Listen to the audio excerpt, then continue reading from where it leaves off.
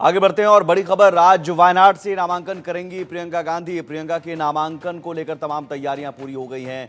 प्रियंका के नामांकन में शामिल होंगे राहुल गांधी। नामांकन से पहले वायनाड में प्रियंका का रोड शो भी होगा। प्रियंका के रोड शो में राहुल गांधी भी शामिल होंगे। वायनाड में गांधी परिवार का शक्ति प्रदर्शन होगा। राहुल गांधी के इस्तीफे के बाद वायनाड में उपचुनाव हो रहा है और प्रियंका गांधी को यहां से उम्मीदवार बनाया गया है। प्रियंका गांधी पहली बार चुनाव में उतरी हैं और अगर यहां से जीतती हैं तो गांधी परिवार से 3 सांसद हो जाएंगे, सोनिया गांधी, राहुल गांधी और अब प्रियंका गांधी। प्रियंका गांधी वैसे तो राजनीति में चुनाव प्रचार के तौर पर दिखती रही हैं चुनावी मैदान में, लेकिन पहली बार बतौर उम्मीदवार वो चुनावी मैदान में उतरने जा रही हैं और वायनाड सीट का चयन किया गया उनकी चुनावी राजनीति की शुरुआत के लिए। और वायनाड सीट, जो इससे पहले राहुल गांधी सांसद थे और इस बार भी वायनाड से जीत हासिल हुई और रायबरेली से भी जीत हासिल हुई।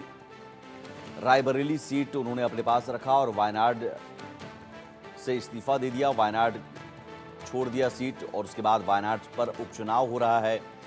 केरल की वायनाड लोकसभा सीट पर दिलचस्प उपचुनाव हो रहा है। और आलोक मेहता हमारे साथ जुड़े हुए हैं, एडिटोरियल डायरेक्टर। आलोक सर, प्रियंका गांधी का ये आप कह सकते हैं चुनावी राजनीति में पदार्पण है, क्योंकि अब तक वो बतौर प्रचार करते हुए तो नजर आई नहीं चुनाव प्रचार के तौर पर, लेकिन पहली बार बतौर उम्मीदवार अब वो मैदान में, चुनावी मैदान में नजर आएंगी। देखिए, चुनावी राजनीति में तो सक्रिय थी। अभी आपने जो जिक्र किया कि चुनावी सभाओं में 99 से वो चुनावी सभाओं में, बल्कि वहां देखा है उस समय जो उत्तर प्रदेश गई थी सोनिया गांधी के लिए, और कैसे उनको लोग वहां भ्रम पैदा किया गया था कि इंदिरा गांधी आ रही है।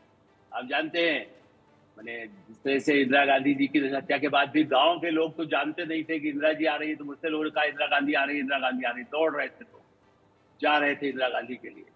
तो चुनावी राजनीति के लिए तो मैं मानता हूं कि वो सक्रिय थी। लेकिन आपने मुगल बादशाहों की स्टोरी पढ़ी होगी, जब दिल्ली में जिसको राज करना होता है वो अपने भाई भतीजे उनको जो है वो भेज देता था कहीं दक्षिण की तरफ। तो राहुल गांधी ने प्रियंका गांधी को दक्षिण की तरफ भेजा था कि राज तो मैं ही करूंगा, सिंहासन पर मेरा हक है।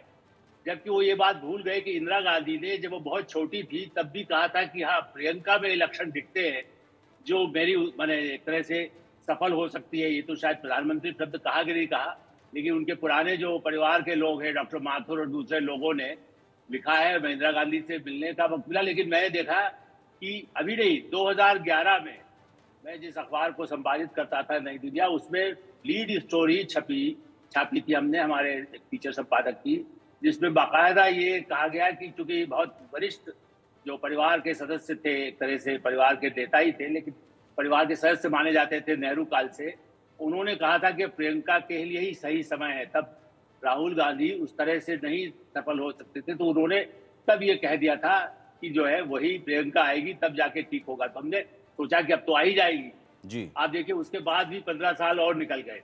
तो अब वो राहुल का प्रेम इतना है सोनिया जी को, निश्चित रूप से पुत्र मोह सबको होता है, धृतराष्ट्र के समय से यही हुआ है, दुर्योधन को ही राज देना है। तो बेटी भी पराई है, लेकिन हाँ, रहे वो सत्ता दिलाए, सत्ता के लिए जितने कष्ट भोगना है भोगे, और उसके बाद दक्षिण में हार या जीते, ये भी बात ठीक है कि हो सकता है परिणाम जो भी हो जीते भी, लेकिन हाँ, उनको सत्ता के सिंहासन से दूर रखने का पूरा इंतजाम राहुल गांधी की मंडली कर रही है।